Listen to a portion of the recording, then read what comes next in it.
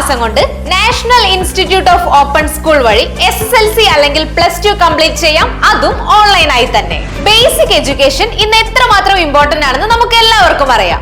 So സാഹചര്യങ്ങൾ കൊണ്ട് പഠനം പാതി വഴിയിൽ ഉപേക്ഷിച്ചവർക്കുള്ള ഒരു ഗോൾഡൻ ഓപ്പർച്യൂണിറ്റിയാണ് LB അക്കാദമി നൽകുന്നത്. സ്റ്റേറ്റ്, CBSE, ICSE സിലബസിലെ ക്ലാസുകൾ ഞങ്ങൾ പ്രൊവൈഡ് ചെയ്യുന്നു. വർഷങ്ങളുടെ എക്സ്പീരിയൻസ് ഉള്ള ടീച്ചേഴ്സിന്റെ മേൽനോട്ടത്തിൽ നിങ്ങൾക്ക് പഠിക്കാം. PSC, UPSC, state and central government അംഗീകൃതമാണ് LB അക്കാദമിയുടെ കോഴ്സുകൾ. ഒരു അക്കാദമിക് കംബാക്കിനായി നിങ്ങൾ തയ്യാറാണെങ്കിൽ 8 വർഷത്തെ പാരമ്പര്യത്തോടെയുള്ള LB അക്കാദമി നിങ്ങൾക്കായി വഴിയൊരുക്കുന്നു. LB academy online classes Palathingal building, Petta junction, Ernakulam.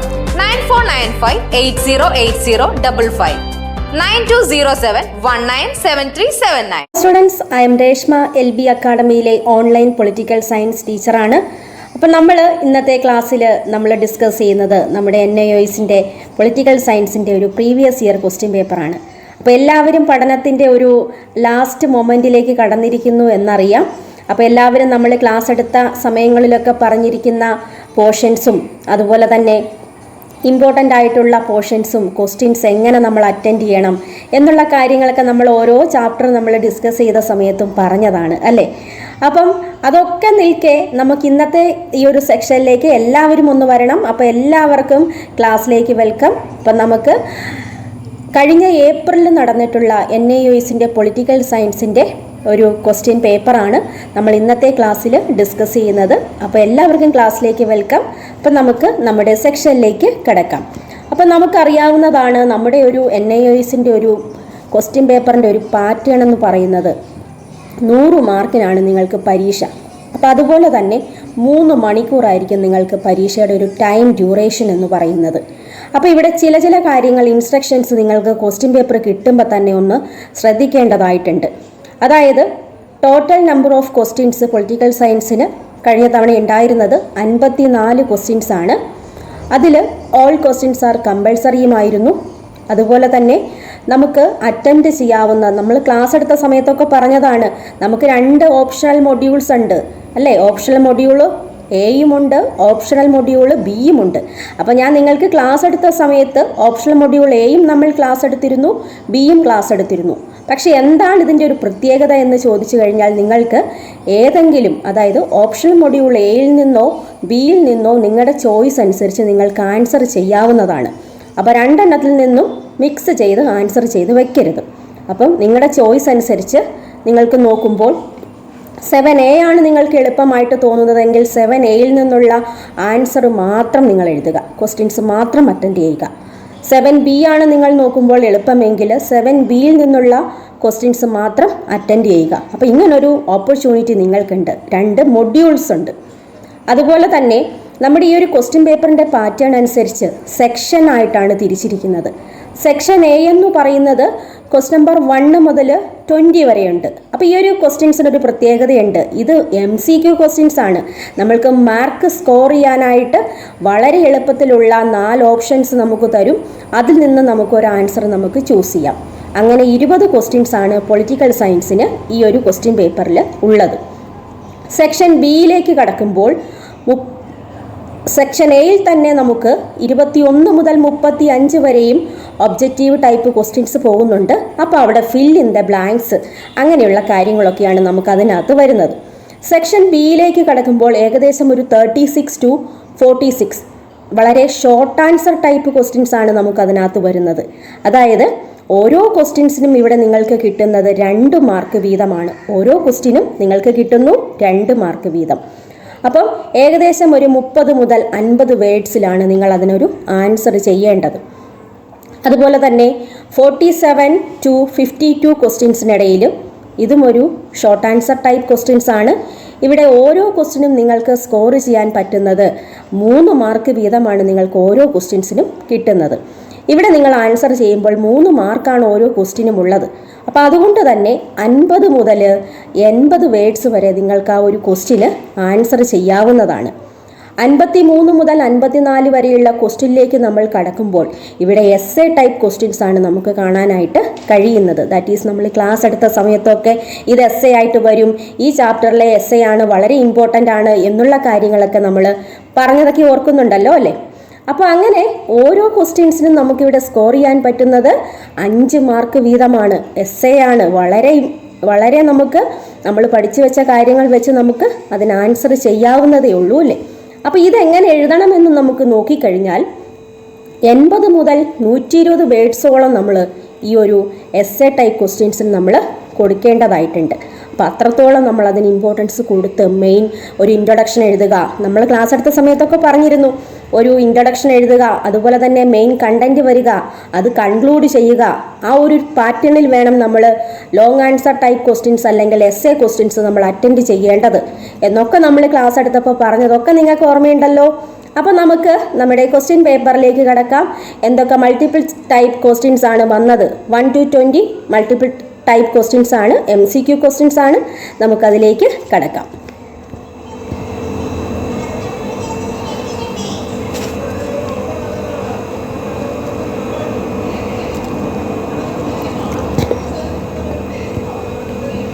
അതായത് സെക്ഷൻ എയിലേക്ക് വരുമ്പോൾ ഫസ്റ്റ് ക്വസ്റ്റ്യൻ എന്ന് പറയുന്നത് capitalist economy is closely related with, അതായത് നമ്മുടെ മുതലാളിത്ത സമൂഹം എന്ന് പറയുന്നത് ഏതുമായിട്ടാണ് അടുത്ത് ബന്ധപ്പെട്ടിരിക്കുന്നത്? മാർക്സിസമാണോ, സോഷ്യലിസമാണോ, കമ്മ്യൂണിസമാണോ, ലിബറലിസമാണോ? എന്താണ് ഇതിൻ്റെ ആൻസറായിട്ട് വരുന്നത്? ഇതിൻ്റെ ആൻസറായിട്ട് വരുന്നത് ലിബറലിസമാണ്. ഓപ്ഷൻ ഡി ആണ് ഇതിൻ്റെ ആൻസർ. സെക്കൻഡ് ക്വസ്റ്റ്യനിലേക്ക് വരുമ്പോൾ the theory of class struggle is principally related to, അതായത് ക്ലാസ് സ്ട്രഗിൾ എന്ന് പറയുന്ന ആ ഒരു തത്വം താഴെ കൊടുത്തിരിക്കുന്ന ഏത് ഓപ്ഷനാണ് ഏറ്റവും കൂടുതൽ റിലേറ്റഡ് ആയിട്ട് വരുന്നത് എന്നാണ്. അത് ഏത് പ്രിൻസിപ്പിളുമായിട്ട് ബന്ധപ്പെട്ടുള്ളതാണ്? നമ്മൾ തിയറി പഠിച്ചപ്പോൾ പഠിച്ചതാ, അത് മാർക്സിസവുമായിട്ട് റിലേറ്റഡ് ആണ്. മൂന്നാമത്തെ ക്വസ്റ്റ്യനിലേക്ക് വരുമ്പോൾ who among the following believe that ends and means that are the two sides of the same coin? ഒരു നാണയത്തിൻ്റെ ഇരുവശങ്ങളാണ് എൻഡ്സും മീൻസും എന്ന് അഭിപ്രായപ്പെട്ട തിങ്കർ ആരാണ്? പൊളിറ്റിക്കൽ തിങ്കർ ആരാണ്? 4 ഓപ്ഷൻ ഇവിടെ കൊടുത്തിട്ടുണ്ട്. ആൻസർ ആയിട്ട് വരുന്നത് മഹാത്മാഗാന്ധിയാണ്. നാലാമത്തെ ക്വസ്റ്റ്യനിലേക്ക് വരുമ്പോൾ which one of the following statement is not true about the government? അതായത് ഗവൺമെൻറ്റിൻ്റെ പ്രധാനപ്പെട്ട ഒരു ഫങ്ഷനായിട്ട് വരാത്ത കാര്യം ഇവിടെ ഏതാണ്? നോട്ട് ട്രൂ ആണ് ചോദിച്ചിരിക്കുന്നത്. അപ്പോൾ ഇവിടെ ആൻസർ ആയിട്ട് വരുന്നത് എന്താണ്? It's gets in powers from the constitution എന്നുള്ളതാണ് ഇവിടെ ആൻസർ ആയിട്ട് വരുന്നത്. അഞ്ചാമത്തെ ക്വസ്റ്റിലേക്ക് കടക്കുമ്പോൾ which fundamental rights has been removed from the list of fundamental rights by the 44th Constitutional Amendment Act? അതായത് അഞ്ചാമത്തെ ക്വസ്റ്റ്യൻ എന്താണ് നിങ്ങൾക്ക് മനസ്സിലായോ? എന്താണ്? നമുക്ക് നമ്മുടെ കോൺസ്റ്റിറ്റ്യൂഷൻ്റെ അകത്ത് നമ്മുടെ ഫണ്ടമെൻ്റൽ റൈറ്റ് ഫോം ചെയ്ത സമയത്ത് നമുക്ക് 7 മൗലിക അവകാശങ്ങളായിരുന്നു ഉണ്ടായിരുന്നത്. അതിലിപ്പോൾ നിലവിൽ എത്ര എണ്ണമേ ഉള്ളൂ? 6 എണ്ണമേ ഉള്ളൂ. 7 എണ്ണമായിരുന്നു ഉണ്ടായിരുന്നത്. ഏതോ ഒരെണ്ണം റിമൂവ് ചെയ്തിട്ടുണ്ട്. അതേതാണെന്നാണ് ഇവിടെ ഒരു ക്വസ്റ്റ്യൻ ചോദിച്ചിരിക്കുന്നത്. അതായത് 44ാം ഭരണഘടനാ ഭേദഗതി പ്രകാരം റിമൂവ് ചെയ്ത ഫണ്ടമെൻ്റൽ റൈറ്റ് എന്ന് പറയുന്നത് റൈറ്റ് ടു പ്രോപ്പർട്ടിയാണ്, സ്വത്തിനുള്ള അവകാശമാണ്. മൗലിക അവകാശങ്ങളുടെ പട്ടികയിൽ നിന്നും റിമൂവ് ചെയ്തിരിക്കുന്നത്. It's a legal right. Now it's a legal right. ഇതൊരു നിയമ അവകാശം മാത്രമാണിപ്പോൾ. കറക്റ്റ് കിട്ടിയല്ലോ. ആറാമത്തെ ക്വസ്റ്റ്യനിലേക്ക് പോകുമ്പോൾ how many freedoms has been guaranteed by the constitution under the right to freedom? അപ്പം നമ്മൾ റൈറ്റ് ടു ഫ്രീഡം എന്ന് പറയുന്ന നമ്മുടെ ഫണ്ടമെൻ്റൽ റൈറ്റ്സ് പഠിപ്പിച്ച സമയത്ത് ഞാൻ പഠിപ്പിച്ചതാണ് എത്ര ഫണ്ടമെൻ്റൽ ഫ്രീഡംസ് നമുക്ക് ഉണ്ട് എന്നുള്ള കാര്യം. അതായത് പ്രധാനമായിട്ടും ഇതിൻ്റെ ആൻസർ ആയിട്ട് വരുന്നത് 6 എണ്ണമാണ്. അതായത് ഓപ്ഷൻ ബി ആണ് ഇതിൻ്റെ ആൻസർ. അപ്പം നമുക്ക് ഫ്രീഡംസ് എന്ന് പറയുന്നത് പ്രധാനമായിട്ടും 6 തരത്തിലുള്ള സ്വാതന്ത്ര്യങ്ങളാണ്, പ്രൊവിഷൻസ് ആണ് നമ്മൾ എൻജോയ് ചെയ്യുന്നത്.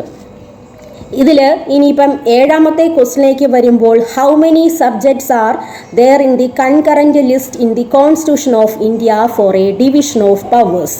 അപ്പം നമ്മുടെ കോൺസ്റ്റിറ്റ്യൂഷൻ അനുസരിച്ച് നമ്മുടെ ഡിവിഷൻ ഓഫ് പവേഴ്സ് ഡിവിഷൻ ചെയ്ത സമയത്ത് നമുക്ക് 3 ടൈപ്പ് ഓഫ് ലിസ്റ്റുകൾ ഉണ്ടായിരുന്നു. പഠിപ്പിച്ചതൊക്കെ ഓർമ്മ കിട്ടുന്നുണ്ടല്ലോ. Union list, state list, concurrent list. ആ ലിസ്റ്റിൽ പെട്ട സബ്ജക്റ്റുകൾ ഏതൊക്കെയാണെന്നൊക്കെ നമ്മൾ ക്ലാസ് എടുത്ത സമയത്ത് പറഞ്ഞു തന്നതാണ്. അപ്പോൾ ഇതിനകത്ത് ക്വസ്റ്റ്യൻ ചോദിച്ചിരിക്കുന്നത് കൺകറൻറ്റ് ലിസ്റ്റിൽ എത്ര സബ്ജക്റ്റുകളാണ് ഉൾപ്പെടുന്നത്? ആൻസർ ഏതാണ് വരുന്നത്? ആൻസർ വരുന്നത് 75 എന്നുള്ളതാണ് ഇതിൻ്റെ അകത്ത് ആൻസറായിട്ട് വരുന്നത്. എട്ടാമത്തെ ക്വസ്റ്റിലേക്ക് പോകുമ്പോൾ ക്വസ്റ്റ്യൻ നോക്കിക്കേ. Who among the following presides over the section of Rajya Sabha? രാജ്യസഭയുടെ അധ്യക്ഷൻ എന്ന് പറയുന്നത് ആരാണ് എന്നതാണ് ഒരു ക്വസ്റ്റ്യൻ ചോദിച്ചിരിക്കുന്നത് അല്ലേ. എട്ടാമത്തെ ക്വസ്റ്റിലേക്ക് നോക്കിക്കേ. അവിടെ ആൻസർ എന്ന് പറയുന്നത് ആരാണ്? രാജ്യസഭയുടെ ex officio chairman of Rajya Sabha എന്ന് നമ്മൾ ക്ലാസ് എടുത്തപ്പോൾ പറഞ്ഞു തന്നതാ. അതിൻ്റെ ആൻസർ എന്ന് പറയുന്നത് എന്താണ്? The vice president. Vice president ആണ് രാജ്യസഭയുടെ എക്സ് ഒഫീഷ്യോ ചെയർമാൻ എന്ന് പറയുന്നത്. ഒൻപതാമത്തെ ക്വസ്റ്റ്യൻ നിങ്ങളൊന്ന് നോക്കിക്കേ. What can be the maximum number of members the Lok Sabha? ലോകസഭയുടെയും രാജ്യസഭയുടെയും മെമ്പേഴ്സ് ഞാൻ കോളത്തിൽ എഴുതണം എങ്ങനെയാണെന്നൊക്കെ പറഞ്ഞു തന്നതല്ലേ. ഒൻപതാമത്തെ ക്വസ്റ്റ്യൻ്റെ ആൻസറായിട്ട് വരുന്നത് നമ്പർ എന്ന് പറയുന്നത് 550 ഓപ്ഷൻ ഡി ആണ് ഇതിൻ്റെ അകത്ത് ആൻസറായിട്ട് വരുന്നത്. അതായത് 550 എങ്ങനെ എത്തി എന്ന് നോക്കിക്കഴിഞ്ഞാൽ 530 പേര് നമ്മുടെ സ്റ്റേറ്റിൽ നിന്നുള്ളവരും 20 പേര് യൂണിയൻ ടെറിട്ടറീസിൽ നിന്നും, അങ്ങനെ 550 മെമ്പേഴ്സാണ് ഈ ഒരു നമുക്ക് ലോകസഭയിലെ മാക്സിമം സ്ട്രെങ്ത് ഓഫ് മെമ്പേഴ്സ് എന്ന് നമുക്ക് പറയാനായിട്ട് പറ്റുന്നത്. പത്താമത്തെ ക്വസ്റ്റ്യൻ നോക്കിക്കേ. A money bill can be introduced in the Lok Sabha with the prior approval of the. അതായത് ഒരു ബില്ല് നിയമമായിട്ട് മാറണമെങ്കിൽ ആരുടെ സിഗ്നേച്ചർ അവിടെ വേണം? എങ്ങനെ, ആരുടെ വേണം? നമ്മൾ പഠിച്ചതാണ്. ഓപ്ഷൻ സി ആണ് വരുന്നതല്ലേ. പ്രസിഡന്റ് ആണ്. അതായത് ആർട്ടിക്കിൾ 110 പ്രകാരമാണ് പ്രസിഡന്റിന് ഇങ്ങനെ ഒരു പവർ ഉള്ളത്. അതായത് അതിനകത്ത് വേറൊരു ക്വസ്റ്റ്യൻ കൂടി ഒരു മൾട്ടിപ്പിൾ ചോയ്സ് വരുന്നുണ്ട്. A money bill can only introduced in dash. ലോകസഭയിൽ മാത്രമാണ് നമുക്ക് മണി ബിൽ അവതരിപ്പിക്കാനായിട്ട് പറ്റുകയുള്ളൂ. With the prior approval of the president. പ്രസിഡന്റിന്റെ അപ്രൂവൽ കൂടിയും തീരണം അല്ലേ. നമ്മൾ പഠിച്ചതൊക്കെ ഓർക്കുന്നുണ്ടല്ലോ നിങ്ങൾ. ഇനി 11ാമത്തെ ക്വസ്റ്റ്യൻ നമ്മൾ പഠിച്ച ക്വസ്റ്റ്യൻ തന്നെയാണ്. High courts work under the superintendence direction and control of. അതായത് ഹൈക്കോടതി പ്രവർത്തിക്കണമെങ്കിൽ ആരുടെ കൺട്രോളിലാണ് ഹൈക്കോടതി പ്രവർത്തിക്കുന്നത്? അതിൻ്റെ ആൻസറായിട്ട് വരുന്നത് എന്താണ്? സുപ്രീം കോർട്ടാണ് അല്ലേ. The highest court of justice എന്ന് പറയുന്നത് ഏത് കോടതിയാണ്? അത് സുപ്രീം കോടതിയാണ് അല്ലേ. ആൻസർ കിട്ടിയില്ലേ? 12ാമത്തെ ക്വസ്റ്റ്യൻ. An EVM. EVM എന്ന് പറയുന്നത് എന്താ? ഇലക്ട്രോണിക് വോട്ടിംഗ് മെഷീൻ അല്ലേ. An accommodate A maximum number of how many candidates. അതായത് ഒരു EVMൽ അക്കോമഡേറ്റ് ചെയ്യാൻ പറ്റുന്ന മാക്സിമം നമ്പർ ഓഫ് കാൻഡിഡേറ്റ്സ്, എത്ര കാൻഡിഡേറ്റ്സിനെ അതിനകത്ത് അക്കോമഡേറ്റ് ചെയ്യാൻ പറ്റും എന്നുള്ളതാണ് ഇവിടെ ഒരു ക്വസ്റ്റ്യൻ ചോദിച്ചിരിക്കുന്നത്. അതിൻ്റെ ആൻസർ എന്ന് പറയുന്നത് ഓപ്ഷൻ ബി ആണ്. 16 നമ്പർ ഓഫ് കാൻഡിഡേറ്റ്സിനെയാണ് അതിനകത്ത് നമുക്ക് അക്കോമഡേറ്റ് ചെയ്യാനായിട്ട് പറ്റുന്നത്. 13ാമത്തെ ക്വസ്റ്റ്യൻ എന്ന് പറയുന്നത് in India which one political party won 5 general election in a row. അപ്പം നമ്മൾ ഡിഫറെൻറ്റ് ടൈപ്പ് ഓഫ് ഇലക്ഷൻസ് ഒക്കെ പഠിച്ചതാണ്. അതിനകത്ത് ജനറൽ ഇലക്ഷൻ ഉണ്ടായിരുന്നു, മിഡ് ടേം ഇലക്ഷൻ ഉണ്ടായിരുന്നു, ബൈ ഇലക്ഷൻ ഉണ്ടായിരുന്നു. 3 ടൈപ്പ് ഓഫ് ഇലക്ഷൻസ് പഠിപ്പിച്ചത് ഓർമ്മയില്ലേ? അപ്പോൾ ഇതിനകത്ത് ജനറൽ ഇലക്ഷനിൽ പൊതു തെരഞ്ഞെടുപ്പിൽ 5 തവണ ജയിച്ച പാർട്ടി ഏതാണ് എന്നുള്ളൊരു ക്വസ്റ്റ്യനാണ് ഇവിടെ ചോദിച്ചിരിക്കുന്നത്. നമുക്ക് ആൻസറായിട്ട് വരുന്നത് ഏതാണ്? Of course the Indian national Congress ആണ് അവിടെ ആൻസറായിട്ട് വരുന്നത്. ഓപ്ഷൻ ബി ആണ്. 14ാമത്തെ ക്വസ്റ്റ്യനിലേക്ക് വരുമ്പോൾ which of the following is A regional party of Haryana. അപ്പം നമ്മൾ പൊളിറ്റിക്കൽ പാർട്ടി എന്താണ്, റീജിയണൽ പാർട്ടി എന്താണ്, നമ്മളതിൻ്റെ ഡിഫറൻസ് ഒക്കെ പഠിച്ചതാണ് ക്ലാസ്സിൽ അല്ലേ.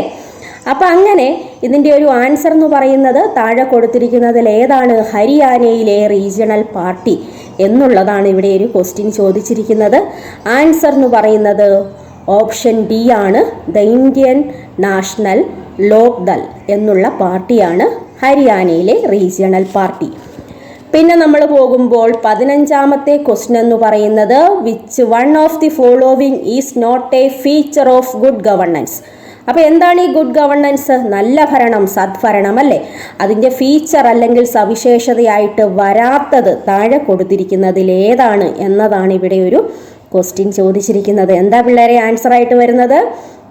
ഓപ്ഷൻ സി ആണ്. അബ്സല്യൂട്ട് പവേഴ്സ് ടു അഡ്മിനിസ്ട്രേഷൻ എന്നുള്ളതാണ് ഇവിടെ ഒരു ആൻസർ ആയിട്ട് വരുന്നത്. അപ്പോൾ ഇതിനകത്ത് നിങ്ങൾക്ക് വേറൊരു കാര്യം കൂടെ പഠിക്കാനുണ്ട്. അപ്പോൾ ഗുഡ് ഗവർണൻസിൻ്റെ ഫീച്ചർ 3 നമുക്കിവിടെ പഠിക്കാൻ മേലേ. ഏതാണ്? പീപ്പിൾ കെയറിംഗ് അഡ്മിനിസ്ട്രേഷൻ ആണ്, കറപ്ഷൻ ഫ്രീ ഗവൺമെൻറ് ആണ്, ജസ്റ്റിസ് ടു പീപ്പിൾ ആണ്. ഈ 3 ഗുഡ് ഗവർണൻസിൻ്റെ ഫീച്ചറായിട്ട് നമുക്ക് വരുന്നത്. അതിലല്ലാത്തതാണ് നമ്മളോട് ചോദിച്ചിരിക്കുന്നത് അല്ലേ. 16ാമത്തെ ക്വസ്റ്റിലേക്ക് പോകുമ്പോൾ in which year was the universal declaration of human rights adopted? അപ്പം ഹ്യൂമൻ റൈറ്റ്സിൻ്റെ ആ ചാപ്റ്ററിൽ നമ്മൾ പഠിച്ചതാണ് സാർവത്രിക മനുഷ്യാവകാശ പ്രഖ്യാപനം നടന്നത് എന്നാണ് എന്നുള്ളതല്ലേ. അപ്പോൾ അത് എന്നാണ് നമുക്ക് നടന്നിട്ടുള്ളത്? 1948 ഓപ്ഷൻ സി ആണ് അതിനകത്ത് ആൻസറായിട്ട് വരുന്നത്. 17ാമത്തെ ക്വസ്റ്റിലേക്ക് നോക്കിക്കേ. Sustainable development is more about, അതായത് സുസ്ഥിര വികസനം എന്തുമായിട്ട് റിലേറ്റഡ് ആണ്? അത് എൻവയോൺമെൻറ്റുമായിട്ട്, പരിസ്ഥിതിയുമായിട്ട് റിലേറ്റഡ് ആണ് സസ്റ്റൈനബിൾ ഡെവലപ്മെൻറ്റ് എന്ന് പറയുന്നത്. 18ാമത്തെ ക്വസ്റ്റ്യൻ നോക്കിക്കേ. How many national park for wildlife conservation are there in India? അതായത് വൈൽഡ് ലൈഫിനെ കൺസർവ് ചെയ്യാനുള്ള നാഷണൽ പാർക്കുകളുടെ എണ്ണമാണ് നമ്മളോട് ചോദിച്ചിരിക്കുന്നത്. പക്ഷേ ഈ ക്വസ്റ്റിനൊരു കുഴപ്പമുണ്ട്. ഈ കൊടുത്തിരിക്കുന്ന 4 ഓപ്ഷനും അല്ല അത്, അല്ലേ? അതിലെ 4 ഓപ്ഷനും അല്ല. അപ്പോൾ എന്ത് നമ്മൾ ആൻസറായിട്ട് കറക്റ്റ് ആൻസർ എന്ന് പറയുന്നത് എത്രയാണ്? കറൻ്റ്ലി നമ്മൾ ചെക്ക് ചെയ്യുന്ന സമയത്ത് എത്ര നാഷണൽ പാർക്കുകളുണ്ട്? 106 നാഷണൽ പാർക്കുകളാണുള്ളത്. അപ്പോൾ ഇവിടെ ഓപ്ഷൻസ് 4 തെറ്റാണ്. അപ്പം നിങ്ങളത് പഠിച്ചു വെച്ചോളുക. 106 എന്നുള്ളതാണ് അതിനകത്ത് ആൻസറായിട്ട് വരുന്നത്. ഇനി അടുത്ത നമ്മുടെ ക്വസ്റ്റ്യനിലേക്ക് പോകുമ്പോൾ ഓപ്ഷൻ മൊഡ്യൂള് 7A നിന്നുള്ള ക്വസ്റ്റ്യൻ ആണ്. അപ്പോൾ ഓൾറെഡി നമ്മൾ പറഞ്ഞതുപോലെ തന്നെ 7A നിന്നും 7B നിന്നും ക്വസ്റ്റ്യൻ ഉണ്ട്. നിങ്ങളുടെ ചോയ്സ് ആണ് ഏത് ആൻസർ ചെയ്യണമെന്നുള്ളത്. 19ാമത്തെ ക്വസ്റ്റ്യനിലേക്ക് വരുമ്പോൾ which one colony was a victim of apartheid? Apartheid എന്ന് പറയുമ്പോൾ അതിൻ്റെ വേർഡ് മീനിങ് എന്താണ്? വർണ്ണവിവേചനം, കറുത്തവനെന്നും വെളുത്തവനെന്നുമുള്ള ഒരു വിവേചനം, വർണ്ണ വിവേചനത്തെ അതിന് ഇരയാവേണ്ടി വരുന്ന കോളനി ഏതായിരുന്നു എന്നുള്ളതാണ്. ആൻസർ വരുന്നത് ഏതാണ്? സൗത്ത് ആഫ്രിക്കയാണല്ലേ. സൗത്ത് ആഫ്രിക്കയാണ് അതിൻ്റെ ആൻസർ എന്ന് പറയുന്നത്. അടുത്ത 20 ക്വസ്റ്റിലേക്ക് വരുമ്പോൾ the armed forces of which country had crossed over to South Korea in 1950 and refuse to go back? അപ്പോൾ ഇതിൻ്റെ 20ാമത്തതിൻ്റെ ആൻസർ എന്ന് പറയുന്നത് ഓപ്ഷൻ സി ആണ്. നോർത്ത് കൊറിയയാണ് അതിൻ്റെ ആൻസറായിട്ട് വരുന്നത്. ഇനി നമുക്ക് നോക്കാം ഓപ്ഷൻ മൊഡ്യൂൾ 7B നിന്നുള്ള ക്വസ്റ്റ്യൻ നമുക്ക് നോക്കാം. ഇനി നമുക്ക് നോക്കാം ഓപ്ഷൻ മൊഡ്യൂൾ 7B നമ്മുടെ 19ാമത്തെ ക്വസ്റ്റിലേക്ക് കടക്കാം. The president of India places the annual report of the UPSC before. അതായത് ഇന്ത്യൻ പ്രസിഡന്റ് ആനുവൽ റിപ്പോർട്ട് UPSCക്ക് മുൻപ് ആർക്കത് ഫയൽ ചെയ്യണം എന്നുള്ളതാണ് അതിൻ്റെ ആൻസർ ആയിട്ട് വരുന്നത്. The supreme court of India എന്നുള്ളതാണ് അതിൻ്റെ ആൻസർ. 20ാമത്തെ ക്വസ്റ്റിലേക്ക് നമുക്ക് കടക്കാം. Which social scientist made A systematic study of the bureaucracy? അപ്പം ബ്യൂറോക്രസിയുമായിട്ട് ബന്ധപ്പെട്ടുകൊണ്ടുള്ള സിസ്റ്റമാറ്റിക് സ്റ്റഡിയുള്ള ഒരു സയന്റിസ്റ്റ് ആരാണ് എന്നുള്ളതാണ് ഇവിടെ ക്വസ്റ്റ്യൻ ആയിട്ട് വരുന്നത്. അപ്പോൾ അതിൻ്റെ ആൻസർ എന്ന് പറയുന്നത് മഹാത്മാഗാന്ധിയാണ്. ബ്യൂറോക്രസിയുമായിട്ട് റിലേറ്റഡ് ആയിട്ടുള്ള സിസ്റ്റമാറ്റിക് സ്റ്റഡി നടത്തിയിട്ടുള്ള സോഷ്യൽ സയന്റിസ്റ്റ്. അപ്പം നമുക്കിനി അടുത്ത ക്വസ്റ്റ്യൻ എന്ന് പറയുന്നത് 21 to 26 കാണുന്നുണ്ടല്ലോ അല്ലേ? അപ്പം നിങ്ങൾക്ക് ക്വസ്റ്റ്യൻ പേപ്പർ കാണുന്നുണ്ടല്ലോ. 21 to 26 എന്ന് പറയുന്നത് നമുക്ക് 21ാമത്തെ question Gandhiji advocated of powers as per considered the spirit of. അപ്പം ഗാന്ധിജി എന്തോ ഒരു 2 കാര്യങ്ങൾ ഉപദേശിച്ചിട്ടുണ്ട്. ഇന്ത്യ ഇങ്ങനെ ആയിരിക്കണം എന്നുള്ള കാര്യങ്ങൾ പറഞ്ഞിട്ടുണ്ട്. ആ 2 കാര്യം എന്താണ് എന്നുള്ളതാണ് നമ്മളോട് ഇവിടെ ഒരു ക്വസ്റ്റ്യൻ ആയിട്ട് ചോദിച്ചിരിക്കുന്നത്. അപ്പോൾ അതെന്താണ് ആൻസർ ആയിട്ട് വരുന്നത്? ഫസ്റ്റ് ഡാഷിൻ്റെ അവിടെ നമുക്ക് ആൻസർ ആയിട്ട് വരുന്നത് സെൽഫ് സഫിഷ്യൻറ്റ്, സ്വയം പര്യാപ്തത നേടുക എന്നുള്ളതാണ്. 2ാമത്തെ ഡാഷിൻ്റെ അവിടെ നിങ്ങൾ ആൻസർ ആയിട്ട് എഴുതേണ്ടത് എന്താണ്? ഡീസെൻട്രലൈസേഷൻ അല്ലെങ്കിൽ അധികാര വികേന്ദ്രീകരണം എന്നുള്ളതാണ് അതിൻ്റെ ആൻസർ ആയിട്ട് വരുന്നത്. 22ാമത്തെ ക്വസ്റ്റ്യൻ എന്ന് പറയുന്നത് the directive principle of state policy seeks to provide equal pay for equal dash both to men and women. അപ്പോൾ എന്താ നമ്മളത് പഠിച്ചിട്ടുണ്ട് directive principles of state policy പഠിച്ച സമയത്ത്. അപ്പം ആർക്കൊക്കെ തുല്യ വേതനം കൊടുക്കണമെന്നായിരുന്നു, തുല്യ ഫീ എന്താ സാലറി എന്നൊക്കെ നമ്മൾ പറയുന്നത്? Equal pay for equal work എന്നാണ് അല്ലേ? ആർക്കൊക്കെ? Men and women. അപ്പോൾ ഒരു ഡാഷിന്റെ അവിടെ എന്തെഴുതണം? നിങ്ങൾ എന്തെഴുതണം? ഈക്വൽ പേ എന്ന് എഴുതുക. Both to men and women. അതാണ് അതിന്റെ ആൻസർ ആയിട്ട് വരുന്നത്. 23ാമത്തെ question, in the dash constitution of India there were dash fundamental rights. അപ്പൊ നമ്മുടെ ഒരു കോൺസ്റ്റിറ്റ്യൂഷൻ എന്ന് പറയുന്നത് എങ്ങനത്തെ കോൺസ്റ്റിറ്റ്യൂഷൻ ആണെന്നാ പറയുന്നത്? ഓൾറെഡി അവിടെ ഇന്ത്യൻ കോൺസ്റ്റിറ്റ്യൂഷൻ നമ്മൾ എഴുതേണ്ട കാര്യമില്ല. ഡാഷിന്റെ അവിടെ ഇൻ ഓഫ് ഇന്ത്യ എന്ന് കൊടുത്തിട്ടുണ്ട്. അപ്പൊ അതുകൊണ്ട് തന്നെ നമ്മുടെ ഒരു ഫെഡറൽ കോൺസ്റ്റിറ്റ്യൂഷൻ ആണ്. എന്താണ് ഫെഡറലിസം എന്നൊക്കെ ക്ലാസ് എടുത്തപ്പോൾ പറഞ്ഞതല്ലേ? ഫെഡറലിസം എന്ന് പറയുന്നത് എന്താണ്? നമ്മുടെ powers divided between central government and state government. കേന്ദ്ര ഗവൺമെന്റും സംസ്ഥാന ഗവൺമെന്റുകൾക്കും ഇടയിൽ അധികാരം ഡിവൈഡ് ചെയ്യുന്ന ആ ഒരു സിസ്റ്റത്തെ വിളിക്കുന്ന പേരാണ് ഫെഡറലിസം എന്നൊക്കെ. അതൊക്കെ നമ്മളൊക്കെ പഠിച്ചതാ അല്ലേ? അപ്പോൾ ഇവിടെ ക്വസ്റ്റ്യൻ ചോദിച്ചിരിക്കുന്നത് എന്താണ്? there were dash fundamental rights. അപ്പൊ നമ്മുടെ കോൺസ്റ്റിറ്റ്യൂഷൻ അനുസരിച്ച് നമുക്ക് എത്ര ഫണ്ടമെന്റൽ റൈറ്റ്സ് ആണുള്ളത്? നമ്പർ മാത്രം അവിടെ എഴുതിയാൽ മതി. അതിന്റെ ആൻസർ എന്ന് പറയുന്നത് 6 ആണ്. 24ാമത്തെ ക്വസ്റ്റിലേക്ക് വരുമ്പോൾ, the president of India can be dash from office through a process called dash. 2 dash ആണ് നമുക്ക് അവിടെ ഫിൽ ചെയ്യേണ്ടത്. ഫസ്റ്റ് ഡാഷ് എന്ന് പറയുന്നത് നമുക്കറിയാം, നമ്മുടെ ഇന്ത്യൻ പ്രസിഡന്റിനെ എന്തോ ചെയ്യുന്ന ഒരു രീതി, ഒരു പ്രോസസ് ഉണ്ട്. അത് ദാറ്റ് ഈസ് റിമൂവ് അല്ലേ? റിമൂവ് ത്രൂ ഓഫീസ് അല്ലേ? അപ്പൊ അതിന്റെ ആ ഒരു പ്രോസസ്സിനെ വിളിക്കുന്ന പേരെന്തായിരുന്നു? നമ്മൾ ക്ലാസ് എടുത്തപ്പോൾ പറഞ്ഞു തന്നല്ലേ? എന്താണത്? ഇംപീച്ച്മെന്റ്. 2ാമത്തെ ഡാഷിന്റെ അവിടെ നിങ്ങൾ എഴുതേണ്ടത് ഇംപീച്ച്മെന്റ് എന്നുള്ളതാണ്. 25ാമത്തെ ക്വസ്റ്റിലേക്ക് വരുമ്പോൾ, every year dash presented by the dash minister in the Lok Sabha. അപ്പൊ എവരി ഇയർ എന്ന് കാണുമ്പോൾ തന്നെ നമുക്കറിയാം എന്താണ് അവിടെ വരുന്നത്. അവിടെ എന്താണ് വരുന്നത്? നമ്മുടെ മണി ബില്ലാണ് അതിനകത്ത് വരുന്നത്. ദാറ്റ് ഈസ് ബജറ്റ് എന്നുള്ളതാണ്. ആനുവൽ ബജറ്റ് പഠിച്ചിട്ടില്ലേ? അപ്പം ബജറ്റ് എന്നുള്ളതാണ് അവിടെ നമുക്ക് ആൻസർ ആയിട്ട് വരുന്നത്. 2ാമത്തെന്ന് പറയുന്നു, ലോകസഭയിൽ നമ്മുടെ ബജറ്റ് അവതരിപ്പിക്കുന്ന ആരാണ് അവതരിപ്പിക്കുന്നത്? ഫിനാൻസ് മിനിസ്റ്റർ അല്ലേ അവതരിപ്പിക്കുന്നത്. അപ്പൊ ഫിനാൻസ് മിനിസ്റ്റർ എന്നുള്ളതാണ് അവിടെ 2ാമത്തെ ഡാഷിന്റെ അവിടെ നിങ്ങൾ എഴുതേണ്ടത്. 26ാമത്തെ ക്വസ്റ്റിലേക്ക് വരുമ്പോൾ, good governance is concern with the formulation of dash to improve dash of life of the people. അപ്പൊ 26ാമത്തെ ക്വസ്റ്റിലേക്ക് നമുക്ക് വരുമ്പോൾ നമ്മുടെ ആൻസർ എന്ന് പറയുന്നത് അവിടെ എന്താണ് വരുന്നത്? ഒന്ന് ശ്രദ്ധിച്ചു നോക്കിക്കേ. അവിടെ നമുക്ക് ഫസ്റ്റ് ഡാഷിന്റെ അവിടെ നിങ്ങൾ എഴുതണം പൊതുനയങ്ങളും പരിപാടികളും അല്ലേ? പബ്ലിക് പോളിസി ആൻഡ് പ്രോഗ്രാം എന്നുള്ളതാണ് ആ ഫസ്റ്റ് ഡാഷിന്റെ അവിടെ. 2ാമത്തെ ഡാഷിന്റെ അവിടെ എന്താണ് എഴുതേണ്ടത്? Quality to improve the life of the people അല്ലേ? അവിടെ ക്വാളിറ്റി എന്നുള്ളതാണ് 2ാമത്തെ ഡാഷിന്റെ അവിടെ നമ്മൾ ഫിൽ ചെയ്യേണ്ടത്. ഇനി നമുക്ക് നോക്കാം 27ാമത്തെ ക്വസ്റ്റിലേക്ക് വരുമ്പോൾ, answer the following questions. In which city did the countries of Asia and Africa hold A conference in 1955? 1955 ഒരു കോൺഫറൻസ് നടന്നിട്ടുണ്ടല്ലേ? ഏഷ്യ ആഫ്രിക്ക കോൺഫറൻസ് ആണ് ഇവിടെ പറയുന്നത്. അത് ഏത് സിറ്റി ആണെന്നാണ് ചോദിച്ചിരിക്കുന്നത്. അവിടെ ആൻസർ എന്ന് പറയുന്നത് ബാങ്ഡൂങ് ആണ്. ബാങ്ഡൂങ് എവിടെയാണ് സിറ്റുവേറ്റ് ചെയ്തിരിക്കുന്നത്? അത് ഇന്തോനേഷ്യയിലുള്ള സിറ്റി ആണല്ലേ? അപ്പൊ 27ാമത്തെ ഒരു ബി ഓപ്ഷനും കൂടെ ഉണ്ട്. നോക്കിക്കേ, name the agreement sign between India and China. ഇന്ത്യയും ചൈനയും തമ്മിലുള്ള ഒരു agreement. 5 principles of bilateral relations. അപ്പൊ നമുക്കറിയാം പഞ്ചശീലമാണ് ഇവിടെ ഉദ്ദേശിക്കുന്നത്. ഇന്ത്യയും ചൈനയും തമ്മിലുള്ള ഒരു എഗ്രിമെന്റ് ആയിരുന്നു അല്ലേ? ചൈനീസ് പ്രധാനമന്ത്രി ചൗവൻലായിയും ഇന്ത്യൻ പ്രധാനമന്ത്രി ഇന്ദിരാഗാന്ധിയുമായിട്ടുള്ള ഒരു എഗ്രിമെന്റ് ആയിരുന്നു പഞ്ചശീലം എന്ന് പറയുന്നത്. അപ്പൊ അവിടെ അതാണ് അതിന്റെ ആൻസർ എന്ന് പറയുന്നത്. പഞ്ചശീൽ എഗ്രിമെന്റ് എന്നുള്ളതാണ് അവിടെ ആൻസർ ആയിട്ട് വരുന്നത്. ഇനി നമുക്ക് 28ാമത്തെ ക്വസ്റ്റിലേക്ക് പോകുമ്പോൾ, name any one country of the third world. 3ാം ലോക രാഷ്ട്രങ്ങൾക്ക് ഒരു ഉദാഹരണം എഴുതുക എന്നുള്ളതാണ് ഇവിടെ ഒരു ക്വസ്റ്റ്യൻ ചോദിച്ചിരിക്കുന്നത്. അതിന്റെ ആൻസർ ആയിട്ട് വരുന്നത് എന്താണ്? സൊമാലിയ. സൊമാലിയ എന്ന് പറയുന്ന കൺട്രി ഒരു തേർഡ് വേൾഡ് കൺട്രിയാണ്. അതിന്റെ ബി ഓപ്ഷൻ എന്ന് പറയുന്നത്, which year is known for the end of called war. Called വാർ അവസാനിച്ച ഒരു ഇയർ എന്ന് പറയുന്നത് 1991 ആണ്. 1991 അതിന്റെ ആൻസർ ആയിട്ട് വരുന്നത്.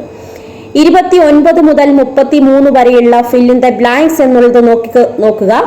29ാമത്തെ ക്വസ്റ്റ്യൻ എന്ന് പറയുന്നത്, United nation which was established. United Nations എന്ന് പറയുന്ന ഇന്റർനാഷണൽ ഓർഗനൈസേഷൻ ഫോം ചെയ്ത എന്നാണ്? 1945 ഒക്ടോബർ 24 എന്നുള്ളതാണ്. അതാണ് 1945 മാത്രം എഴുതിയാൽ മതി. അത് എഴുതുക കേട്ടോ. അടുത്തത് ദ ഇമ്പോർട്ടൻറ്റ് ഇന്റർനാഷണൽ ഡാഷ്, അവിടെ ഒരു ഡാഷ് കൊടുത്തിട്ടുണ്ട്. അവിടെ എന്താണ്? ഇന്റർനാഷണൽ ഓർഗനൈസേഷൻ ആണ്, സംഘടനയാണ്, അന്താരാഷ്ട്ര സംഘടനയാണല്ലോ. അപ്പോൾ ആ ഓർഗനൈസേഷൻ എന്നുള്ളത് മാത്രം നിങ്ങൾ അവിടെ എഴുതിയാൽ മതിയാവും. 30ാമത്തെ ക്വസ്റ്റ്യൻ എന്ന് പറയുന്നത് the head of dash Dalai Lama field from the China and took shelter in 1959. അപ്പൊ ഇന്ത്യ ചൈന റിലേഷനൊക്കെ പഠിച്ച സമയത്ത് നമ്മൾ പറഞ്ഞതാ, ടിബറ്റിന്റെ ആത്മീയ നേതാവായ ദലൈലാമ ഇന്ത്യയിലേക്ക് വന്നത് ഇന്ത്യയും ചൈനയും തമ്മിലുള്ള കൂടുതൽ പ്രശ്നങ്ങളിലേക്ക് പോയില്ലേ. അപ്പൊ ഇവിടെ ഹെഡ് ഓഫ് ടിബറ്റ് എന്നുള്ളത് ആ ഒരു ഡാഷിന്റെ അവിടെ ടിബറ്റ് എന്ന് നിങ്ങൾ ഫില്ല് ചെയ്യുക. രണ്ടാമത്തെ എന്ന് പറയുമ്പോൾ ഷെൽട്ടറിങ്, എങ്ങോട്ടാ വന്നേ? നമ്മുടെ ഇന്ത്യയിലേക്കല്ലേ വന്നേ. അപ്പൊ ഇന്ത്യ എന്നുള്ളത് സെക്കൻഡ് ആ ഒരു ഡാഷിന്റെ അവിടെ ഫില്ല് ചെയ്യുക. 31ാമത്തെ ക്വസ്റ്റിലേക്ക് വരുമ്പോൾ ഇൻ 1999 പാകിസ്ഥാൻ അഗ്രഷൻ, പാകിസ്ഥാന്റെ ഏറ്റവും പ്രധാനപ്പെട്ട പ്രശ്നമായിരുന്നു 1999. എന്താ അത്? കാർഗിൽ യുദ്ധമാണ് അവിടെ ഉദ്ദേശിക്കുന്നത്. അപ്പൊ അവിടെ ഫസ്റ്റ് ഡാഷിന്റെ അവിടെ കാർഗിൽ എന്ന് കൊടുക്കുക. 2 കൺട്രീസ് ഓൺ ദി വേർജ് എന്ന് പറയുന്ന ബൗണ്ടറിയാണ് കേട്ടോ, അതിരുകളാണ്. കോൺഫറേഷൻ എന്ന് പറയുമ്പോൾ അവിടെ ഒരു പ്രശ്നങ്ങളിലേക്ക് പോകുന്നു. അവിടെ ഒരു ഡാഷിന്റെ അവിടെ നമ്മൾ ഫില്ല് ചെയ്യേണ്ടത് എന്താണ്?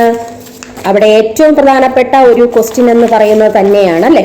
അപ്പൊ നമ്മുടെ അവിടുത്തെ ഒരു ഡാഷിന്റെ അവിടെ നമ്മൾ ഫില്ല് ചെയ്യുക. ഏറ്റുമുട്ടിയത് ഏത് രാജ്യവുമായിട്ടൊക്കെയാണെന്നാണ്. അവിടെ എന്ത് പ്രശ്നങ്ങളിലേക്കാണ് അത് പോയത്? ഇന്ത്യ കാർഗിൽ യുദ്ധം എന്ന് പറയുന്നത് അത് ന്യൂക്ലിയർ വാറിലേക്കാണ് പോയത്. അപ്പൊ സെക്കൻഡ് ഡാഷിന്റെ അവിടെ ന്യൂക്ലിയർ വാർ എന്നുള്ളത് നോട്ട് ചെയ്യുക. അപ്പൊ ഇത്രയുമാണ് നമുക്ക് ഈ ഓപ്ഷൻ മൊഡ്യൂള് എയിൽ നിന്നുള്ളത്. ഓപ്ഷൻ മൊഡ്യൂള് എയിൽ നിന്നുള്ള അടുത്ത ക്വസ്റ്റിനിലേക്ക് നമുക്ക് പോകാം. ഓപ്ഷൻ മൊഡ്യൂള് 7A എന്ന് പറയുന്നത്. അപ്പൊ ഇത്രയുമാണ് ഫിൽ ഇൻ ദ ബ്ലാങ്ക്സ് എന്നുള്ളിടത്ത് നിങ്ങൾ ഫില്ല് ചെയ്യേണ്ടത്. 7A എന്ന് പറയുമ്പോൾ നോക്കിക്കേ, 32ാമത്തെ ക്വസ്റ്റ്യൻ എന്ന് പറയുന്നത് the UN security council has been 10 dash members and 5 dash members. അപ്പൊ നമ്മൾ പഠിപ്പിച്ചതല്ലേ ഇതൊക്കെ. അതായത് UN-ന്റെ ഒരു ഓർഗനാണ്, ഇമ്പോർട്ടൻ്റ് ഓർഗനാണ് സെക്യൂരിറ്റി കൗൺസിൽ. സെക്യൂരിറ്റി കൗൺസിലിൽ 10 പെർമനന്റ് മെമ്പേഴ്സ് ആണ്. അപ്പൊ ഡാഷിനവിടെ എന്താ എഴുതേണ്ടത്? Permanent members and dash permanent members. നമ്മൾ തിരിഞ്ഞു പോയിട്ടുണ്ട്. അതായത് 10 അസ്ഥിരാംഗങ്ങൾ നോൺ പെർമനന്റ് മെമ്പേഴ്സ് ആണ് ആൻഡ് 5 പെർമനന്റ് മെമ്പേഴ്സ്, 5 സ്ഥിരമായിട്ടുള്ള അംഗങ്ങളാണ് UN സെക്യൂരിറ്റി കൗൺസിലിന് ഉള്ളത്. 33 എന്ന് പറയുന്നത് the Cuban missile crisis of 1962 is A good example that help the avoid the direct conflict between, ഏത് രാജ്യവുമായിട്ടുള്ള കോൺഫ്ലിക്റ്റ് ഉള്ള അതൊരു ക്വസ്റ്റ്യൻ ആണ്. നോക്കാം, നമ്മുടെ ഓപ്ഷൻ മൊഡ്യൂള് 7Aയിൽ തന്നെയുള്ള 33 എന്ന് പറയുന്നതിൻ്റെ ഫസ്റ്റ് ഡാഷിൻ്റെ അവിടെ നിങ്ങൾ ആൻസർ ആയിട്ട് എഴുതേണ്ടത് വൈറ്റൽ മീഡിയേറ്റർ ആണ്, അതായത് ഒരു പ്രധാന മധ്യസ്ഥ സ്ഥാനം എന്നുള്ളതാണ്. സെക്കൻഡ് ഡാഷിൻ്റെ അവിടെ നിങ്ങൾ ഫില്ല് ചെയ്യേണ്ടത് യുണൈറ്റഡ് സ്റ്റേറ്റും ആൻഡ് സോവിയറ്റ് യൂണിയൻ എന്നുള്ളതാണ് സെക്കൻഡ് ഡാഷിൻ്റെ അവിടെ ഫില്ല് ചെയ്യേണ്ട ആൻസർ എന്ന് പറയുന്നത്. അടുത്തത് 34 എന്ന് പറയുന്നത് next question, how many principles organ does the United Nations have? അപ്പോൾ യുണൈറ്റഡ് നേഷൻസിൻ്റെ ഓർഗൻസ് നമ്മൾ പഠിച്ചതാണല്ലേ. പ്രധാനമായിട്ടും എത്ര ഓർഗൻസ് ആണ് യുണൈറ്റഡ് നേഷൻസിനുള്ളത്? പ്രധാനമായിട്ടും 5 ഓർഗൻസ് ആണ്. 5 എന്നുള്ളതാണ് ഇവിടെ ആൻസർ ആയിട്ട് വരുന്നത്. ബി ഓപ്ഷനിൽ which organ of the United Nations have sees to play the active role in UN system? ഏത് ഓർഗനാണെന്നാണ് ചോദിച്ചിരിക്കുന്നത്. അവിടെ സെക്യൂരിറ്റി കൗൺസിൽ എന്നുള്ളതാണ് ആൻസർ ആയിട്ട് വരുന്നത്. അടുത്ത ക്വസ്റ്റ്യനിലേക്ക് കിടക്കുമ്പോൾ 35 എന്നുള്ളത് ഫിൽ ഇൻ ദി ബ്ലാങ്ക്സ് തന്നെയാണ്. ഓപ്ഷൻ മൊഡ്യൂൾ 7Bയിലേക്ക് നമ്മൾ കിടക്കുമ്പോൾ ഇൻ ദി കോൺസ്റ്റിറ്റ്യൂഷൻ അഡ്യൂക്കേറ്റ് എന്നുള്ളിടത്ത് അവിടെ നിങ്ങൾ ഫില്ല് ചെയ്യേണ്ടത് എന്താണെന്ന് നോക്കിക്കഴിഞ്ഞാൽ പ്രൊവിഷൻസ്. ഈ കോൺസ്റ്റിറ്റ്യൂഷനകത്ത് പ്രൊവിഷൻ അല്ലേ ഉള്ളത്, അപ്പോൾ അവിടെ പ്രൊവിഷൻ എന്നുള്ളതാണ് ആ ഒരു ഫില്ല് ചെയ്യേണ്ടത്. Ensure dash of the public service commission. Public service കമ്മീഷൻ്റെ ഒരു പവറാണ് അവിടെ, ഓട്ടോണമസ് ബോഡി അല്ലേ. അപ്പം ഓട്ടോണമി എന്നുള്ളതാണ് അവിടെ സെക്കൻഡ് ഡാഷിൽ ഫില്ല് ചെയ്യേണ്ടത്. അടുത്ത ക്വസ്റ്റ്യൻ എന്ന് പറയുന്നത് what is the tenure of the chairman of the union public service commission? അപ്പോൾ ഈ ടെന്യൂർ എന്നുള്ളത് എല്ലാവരുടെയും ടെന്യൂർ പഠിച്ചോണേ. അതായത് president, vice president, prime minister, UPSC PSC chairman, നമ്മുടെ ഹൈക്കോർട്ട്, സുപ്രീം കോർട്ട്സ്, ജഡ്ജസ്, എല്ലാവരുടെയും ടെന്യൂർ ഒരു കോളത്തിലൊക്കെ വരച്ച് പഠിപ്പിച്ചിട്ടുണ്ടായിരുന്നു. ഓർക്കുന്നുണ്ടെന്ന് വിചാരിക്കുന്നു. അപ്പോൾ അതൊക്കെ നോക്കിയിട്ട് വേണം പരീക്ഷയ്ക്ക് പോകാനായിട്ട്. അപ്പോൾ എത്രയാണ് ടെന്യൂർ എന്ന് പറയുന്നത്? നോർമൽ ടേം പോലെ തന്നെ ഇവിടെ 5 ഇയർ തന്നെയാണ് tenure. Is the chairman of the UPSC eligible for any future employment under the government? അതായത് ഏതൊരു നിയമനം നടത്തുന്നതിനും UPSCയുടെ ഒരു നിയമനം എന്ന് പറയുന്നത് ചെയർമാനുള്ള ഒരു പവറാണ്. ചെയർമാനാണ് അത് ഡിസൈഡ് ചെയ്യുന്നത്, അല്ലേ? അപ്പോൾ അത്തരത്തിലുള്ള ക്വസ്റ്റ്യൻസും നമുക്ക് പ്രതീക്ഷിക്കാവുന്നതാണ്. അടുത്തൊരു ക്വസ്റ്റ്യൻ എന്ന് പറയുന്നത് എന്താണ്? What is the main function of the political executive? നമ്മൾ ക്ലാസ് എടുത്ത സമയത്തൊക്കെ പറഞ്ഞതാ പൊളിറ്റിക്കൽ എക്സിക്യൂട്ടീവ് ഉണ്ട്, ദാറ്റ് ഈസ് പെർമനന്റ് എക്സിക്യൂട്ടീവ് എന്നൊക്കെ പറഞ്ഞ് പഠിച്ചിട്ടില്ലേ? ദാറ്റ് ഈസ് ബ്യൂറോക്രസി എന്നുള്ളതൊക്കെ. അപ്പോൾ എന്താണ് പൊളിറ്റിക്കൽ എക്സിക്യൂട്ടീവിൻ്റെ മെയിൻ ഫംഗ്ഷൻ എന്താണ്? Formulate laws and policies. Second question നമ്മൾ പറഞ്ഞതുപോലെ തന്നെ എന്താണ്? അഡ്മിനിസ്ട്രേറ്റീവ് എക്സിക്യൂട്ടീവിൻ്റെ മെയിൻ ഫംഗ്ഷനാണ് ചോദിച്ചിരിക്കുന്നത്. ഓർക്കുന്നുണ്ടോ ക്ലാസ്സിൽ പറഞ്ഞതൊക്കെ? അത് ഇംപ്ലിമെൻറ്റ് ലോസ് ആൻഡ് പോളിസീസ് ആണ്. ലോസ് ഇംപ്ലിമെൻറ്റ് ചെയ്യുകയാണ്, പോളിസീസ് ഇംപ്ലിമെൻറ്റ് ചെയ്യുകയാണ്. അടുത്ത സെക്ഷനിലേക്ക് നമ്മൾ കിടക്കുമ്പോൾ നമുക്ക് നെക്സ്റ്റ് ക്വസ്റ്റ്യൻ എന്ന് പറയുന്നത് സെക്ഷൻ ബി ആണ്. സെക്ഷൻ ബിയിൽ ഫസ്റ്റ് ക്വസ്റ്റ്യൻ എന്ന് പറയുന്നത് മാർക്സിസവുമായിട്ട് റിലേറ്റഡ് ആയിട്ടുള്ള ക്വസ്റ്റ്യൻ ആണ് ഇവിടെ ചോദിച്ചിരിക്കുന്നത്.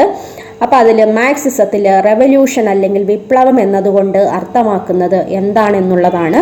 അപ്പോൾ മാർക്സിസം, ലിബറലിസം, ഗാന്ധിസം എന്നുള്ള ഒരു ചാപ്റ്ററിൽ കിടപ്പുണ്ട്. തിയറീസ് ആണ്. 2 മാർക്കിനുള്ള ക്വസ്റ്റ്യൻ ആണ്. അടുത്ത ക്വസ്റ്റ്യൻ എന്ന് ചോദിച്ചിരിക്കുന്നത് ഓഫ് കോഴ്സ് ആ ഒരു സെയിം ചാപ്റ്ററിൽ നിന്നുള്ള ക്വസ്റ്റ്യൻ ആണ്. അടുത്ത തിയറിയാണ് ചോദിച്ചിരിക്കുന്നത്. ലിബറലിസത്തിലെ ലിമിറ്റഡ് സ്റ്റേറ്റ് എന്ന് പറയുന്ന ആ ഒരു കോൺസെപ്റ്റ്, സങ്കല്പം എന്താണ് എന്നുള്ളതാണ്. അടുത്ത ക്വസ്റ്റ്യൻ എന്ന് പറയുന്നത് ഫണ്ടമെൻ്റൽ റൈറ്റ്സും നമ്മുടെ directive principle of state policy, നിർദ്ദേശക തത്വങ്ങളും നമ്മുടെ മൗലിക അവകാശങ്ങളും തമ്മിലുള്ള റിലേഷൻഷിപ്പ്, ബന്ധമാണ് ചോദിച്ചിരിക്കുന്നത്. ഇവിടെ അതിൻ്റെ ഡിഫറൻസും ചോദിക്കാം കേട്ടോ. അപ്പോൾ അത് രണ്ടും ഞാൻ ആ കോളത്തിൽ എഴുതി തന്നത് പഠിച്ചുകൊള്ളണം. അപ്പോൾ അത് വളരെ ഇമ്പോർട്ടൻ്റ് ആണ്. അപ്പോൾ നെക്സ്റ്റ് ക്വസ്റ്റ്യൻ ക്വസ്റ്റ്യനായിട്ട് തന്നെ വീണ്ടും ഡയറക്റ്റീവ് പ്രിൻസിപ്പിൾ ഓഫ് സ്റ്റേറ്റ് പോളിസിയുടെ തന്നെ ചോദിച്ചിട്ടുണ്ട്. അതെന്താണെന്നുള്ളത് അവിടെ ചോദിച്ചിട്ടുണ്ട്. അപ്പോൾ അത് 2 കാര്യങ്ങളും വളരെ ഇമ്പോർട്ടൻ്റ് ആണ്. നന്നായിട്ട് അത് പഠിച്ചുകൊള്ളണം. 38 എന്ന് പറയുന്നത് ജുഡീഷ്യറി, നമ്മുടെ ഗവൺമെൻറ്റിൻ്റെ ഓർഗനായിട്ടുള്ള ജുഡീഷ്യറി അല്ലെങ്കിൽ നീതിന്യായം എന്ന് പറയുന്നത് നമ്മുടെ ഫെഡറലിസത്തിൻ്റെ ഒരു ഫീച്ചറാണ്. അതിനെപ്പറ്റി എക്സ്പ്ലെയിൻ ചെയ്യാനാണ് ഇവിടെ ക്വസ്റ്റ്യൻ ചോദിച്ചിരിക്കുന്നത്. 39 എന്ന് പറയുന്നത് 2 കണ്ടീഷൻ, അതായത് നമ്മുടെ എമർജൻസി, അടിയന്തരാവസ്ഥയുമായിട്ട് ബന്ധപ്പെട്ടിട്ടുള്ള ക്വസ്റ്റ്യൻ ആണ്. ഇവിടെ പ്രസിഡൻഷ്യൽ റൂള് ഇമ്പോസ് ചെയ്യുന്ന, സ്റ്റേറ്റ് എമർജൻസിയിൽ ഇമ്പോസ് ചെയ്യുന്നതിനുള്ള 2 കണ്ടീഷൻ, കാരണങ്ങൾ എന്താണ് എന്നുള്ളത് മാത്രം അവിടെ നിങ്ങൾ എഴുതിയാൽ മതി. അടുത്തത് നാഷണൽ എമർജൻസിയാണ്, പൊതു അടിയന്തരാവസ്ഥ എന്നുള്ളത്. അത് ഇമ്പോസ് ചെയ്യാനുള്ള, ഡിക്ലെയർ ചെയ്യാനുള്ള 2 റീസൺസ് എന്തുകൊണ്ടാണ് എന്നുള്ളത് അവിടെയൊന്നും നിങ്ങൾ എഴുതിയാൽ മതി. ഈ 2ൻ്റെയും നോട്ട്സൊക്കെ ഞാൻ തന്നതാണല്ലേ. അപ്പം 40ാമത്തെ ക്വസ്റ്റ്യൻ എന്ന് പറയുന്നത് സർക്കാരിയ കമ്മീഷൻ കൊണ്ടുവന്നിട്ടുള്ള റെക്കമെൻഡേഷൻസ്, വ്യവസ്ഥകൾ എന്തൊക്കെയാണ് എന്നുള്ളത് അവിടെയൊന്ന് നോട്ട് ചെയ്താൽ മതിയാവും. നമ്മുടെ സെൻറ്റർ സ്റ്റേറ്റ് റിലേഷൻസ് എന്നുള്ള ചാപ്റ്ററിൽ നമ്മൾ പഠിച്ചു പോയ കാര്യമാണ്, അല്ലേ? കേന്ദ്രവും സംസ്ഥാനവും തമ്മിലുള്ള ബന്ധം അതിൻ്റെ ഒരു കാര്യങ്ങളൊക്കെ അന്വേഷിക്കാനും റിപ്പോർട്ട് കൊടുത്ത കമ്മീഷനായിരുന്നു സർക്കാരിയ കമ്മീഷൻ, അല്ലേ? ആ സർക്കാരിയ കമ്മീഷൻ്റെ അവർ കൊണ്ടുവന്നിട്ടുള്ള 2 എനിവൺ റെക്കമെൻഡേഷൻ, ഏതെങ്കിലും ഒരു റെക്കമെൻഡേഷൻ നിങ്ങൾക്കവിടെ എഴുതിയാൽ മതി. 2 മാർക്കാണ് കിട്ടാൻ പോകുന്നത്. അടുത്തത് ആ ഒരു ചാപ്റ്ററിൽ നിന്നുള്ള അടുത്തൊരു ക്വസ്റ്റ്യൻ, അതുമായിട്ട് റിലേറ്റഡ് ആയിട്ടുള്ള മറ്റൊരു ക്വസ്റ്റ്യൻ ചോദിച്ചിരിക്കുന്നത് കണ്ടോ? 2 financial relations between union and state. അപ്പോൾ യൂണിയനും സ്റ്റേറ്റും തമ്മിലുള്ള 2 ധനകാര്യപരമായിട്ടുള്ള ബന്ധം എന്താണ് എന്നുള്ളതാണ്. 41ലേക്ക് വരുമ്പോൾ കളക്റ്റീവ് റെസ്പോൺസിബിലിറ്റി. എന്താണ് കളക്റ്റീവ് റെസ്പോൺസിബിലിറ്റി? അത് കൂട്ടുത്തരവാദിത്തമാണല്ലേ. കൗൺസിൽ ഓഫ് മിനിസ്റ്റേഴ്സിൻ്റെ ഒരു റെസ്പോൺസിബിലിറ്റിയാണ്, ഉത്തരവാദിത്തമാണ് കളക്റ്റീവ് റെസ്പോൺസിബിലിറ്റി. അതിനെ പറ്റിയിട്ട് എഴുതാനാണ് നമ്മളോട് ചോദിച്ചിരിക്കുന്നത്. അറിയാലോ അല്ലേ? അടുത്തത് explain the importance of no confidence motion. അപ്പോൾ ആ നോ കോൺഫിഡൻസ് മോഷൻ എന്ന് പറയുന്നതിൻ്റെ ഇമ്പോർട്ടൻസ്, പ്രാധാന്യം എന്താണ് എന്നുള്ളതാണ്. അടുത്ത ക്വസ്റ്റ്യൻ എന്ന് ചോദിച്ചിരിക്കുന്നത് മുനിസിപ്പാലിറ്റീസിന് 2 ഫംഗ്ഷൻ, പഞ്ചായത്ത് രാജ് സിസ്റ്റം പഠിച്ചപ്പോൾ പഠിച്ചതല്ലേ?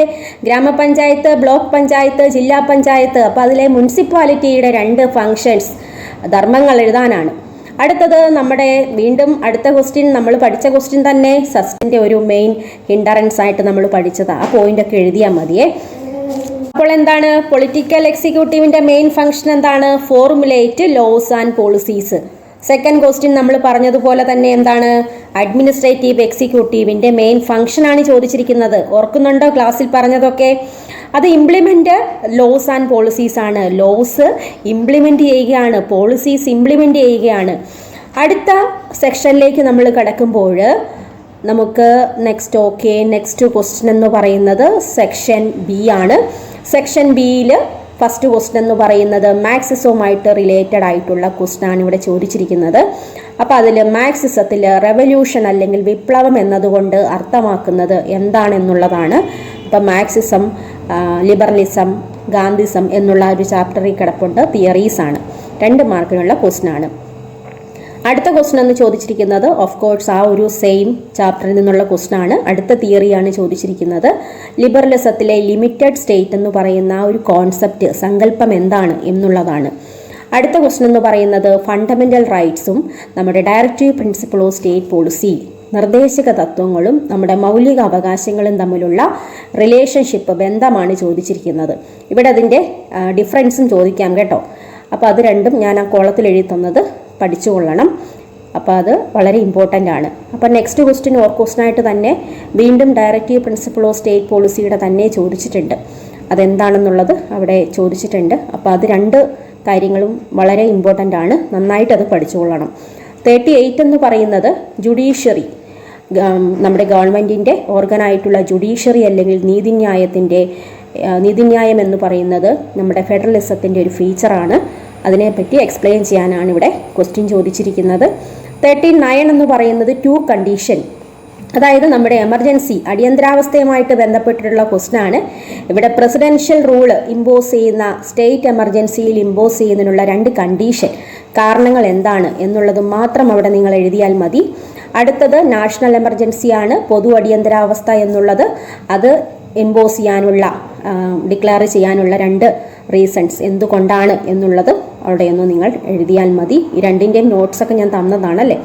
അപ്പം 40ാമത്തെ ക്വസ്റ്റ്യൻ എന്ന് പറയുന്നത് സർക്കാരിയ കമ്മീഷൻ കൊണ്ടുവന്നിട്ടുള്ള റെക്കമെൻഡേഷൻസ്, വ്യവസ്ഥകൾ എന്തൊക്കെയാണ് എന്നുള്ളത് അവിടെയൊന്ന് നോട്ട് ചെയ്താൽ മതിയാവും. നമ്മുടെ സെൻറ്റർ സ്റ്റേറ്റ് റിലേഷൻസ് എന്നുള്ള ചാപ്റ്ററിൽ നമ്മൾ പഠിച്ചു പോയ കാര്യമാണ് അല്ലേ. കേന്ദ്രവും സംസ്ഥാനവും തമ്മിലുള്ള ബന്ധം അതിൻ്റെ ഒരു കാര്യങ്ങളൊക്കെ അന്വേഷിക്കാനും റിപ്പോർട്ട് കൊടുത്ത കമ്മീഷനായിരുന്നു സർക്കാരിയ കമ്മീഷൻ അല്ലേ. ആ സർക്കാരിയ കമ്മീഷൻ്റെ അവർ കൊണ്ടുവന്നിട്ടുള്ള 2 എനിവൺ റെക്കമെൻഡേഷൻ, ഏതെങ്കിലും ഒരു റെക്കമെൻഡേഷൻ നിങ്ങൾക്കവിടെ എഴുതിയാൽ മതി. 2 മാർക്കാണ് കിട്ടാൻ പോകുന്നത്. അടുത്തത് ആ ഒരു ചാപ്റ്ററിൽ നിന്നുള്ള അടുത്തൊരു ക്വസ്റ്റ്യൻ, അതുമായിട്ട് റിലേറ്റഡ് ആയിട്ടുള്ള മറ്റൊരു ക്വസ്റ്റ്യൻ ചോദിച്ചിരിക്കുന്നത് കണ്ടോ, 2 financial relations between union and state. അപ്പോൾ യൂണിയനും സ്റ്റേറ്റും തമ്മിലുള്ള 2 ധനകാര്യപരമായിട്ടുള്ള ബന്ധം എന്താണ് എന്നുള്ളതാണ്. 41ലേക്ക് വരുമ്പോൾ കളക്റ്റീവ് റെസ്പോൺസിബിലിറ്റി. എന്താണ് കളക്റ്റീവ് റെസ്പോൺസിബിലിറ്റി? അത് കൂട്ടുത്തരവാദിത്തമാണല്ലേ. കൗൺസിൽ ഓഫ് മിനിസ്റ്റേഴ്സിൻ്റെ ഒരു റെസ്പോൺസിബിലിറ്റിയാണ്, ഉത്തരവാദിത്തമാണ് കളക്റ്റീവ് റെസ്പോൺസിബിലിറ്റി. അതിനെ പറ്റിയിട്ട് എഴുതാനാണ് നമ്മളോട് ചോദിച്ചിരിക്കുന്നത്. അറിയാലോ അല്ലേ.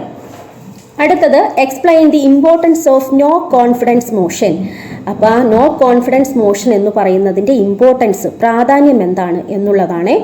അടുത്ത ക്വസ്റ്റ്യൻ എന്ന് ചോദിച്ചിരിക്കുന്നത് മുനിസിപ്പാലിറ്റീസിന് 2 ഫംഗ്ഷൻ, പഞ്ചായത്ത് രാജ് സിസ്റ്റം പഠിച്ചപ്പോൾ പഠിച്ചതല്ലേ, ഗ്രാമപഞ്ചായത്ത്, ബ്ലോക്ക് പഞ്ചായത്ത്, ജില്ലാ പഞ്ചായത്ത്. അപ്പോൾ അതിലെ മുനിസിപ്പാലിറ്റിയുടെ 2 ഫംഗ്ഷൻസ്, ധർമ്മങ്ങൾ എഴുതാനാണ്. അടുത്തത് നമ്മുടെ വീണ്ടും അടുത്ത ക്വസ്റ്റ്യൻ നമ്മൾ പഠിച്ച ക്വസ്റ്റ്യൻ തന്നെ, സസ്റ്റിൻ്റെ ഒരു മെയിൻ ഹിൻഡറൻസ് ആയിട്ട് നമ്മൾ പഠിച്ചത്. ആ പോയിൻ്റൊക്കെ എഴുതിയാൽ മതിയേ. അപ്പോൾ ആ പോയിന്റ്സ് ഒക്കെ ഒന്ന് നോട്ട് ചെയ്യുക. നെക്സ്റ്റ് ക്വസ്റ്റ്യനിലേക്ക് കിടക്കുമ്പോൾ നമുക്ക് നോക്കാം. അടുത്ത ക്വസ്റ്റ്യൻ എന്ന് പറയുന്നത് നമ്മൾ ഹിൻഡറൻസ് ആണ് നമ്മളിപ്പോൾ പറഞ്ഞത്. അടുത്തത് 45ൻ്റെ ക്വസ്റ്റ്യന് highlight any 2 areas of cooperation between India and Sri Lanka. അപ്പം നമ്മളിത് ലാസ്റ്റ് പോർഷനിൽ ഡിസ്കസ് ചെയ്തതാണ്. India and their neighbouring countries പഠിപ്പിച്ച ഒരു ചാപ്റ്ററാണ്. അപ്പം അതിനകത്ത് ഇന്ത്യയും ശ്രീലങ്കയും തമ്മിലുള്ള ഒരു കോപ്പറേഷനാണ് നിങ്ങളവിടെ, അതിൻ്റെ 2 ഏരിയാസാണ് നിങ്ങളവിടെ എഴുതേണ്ടത്. ഇനി ഓപ്ഷണൽ മൊഡ്യൂൾ 7A വരുമ്പോൾ describe any 2 peace making activities of United Nations. അപ്പോൾ ഒന്ന് നോക്കിക്കേ, യുണൈറ്റഡ് നേഷൻസിൽ നിന്ന് എന്തോരം ക്വസ്റ്റ്യൻ വന്നിരിക്കുന്നത്.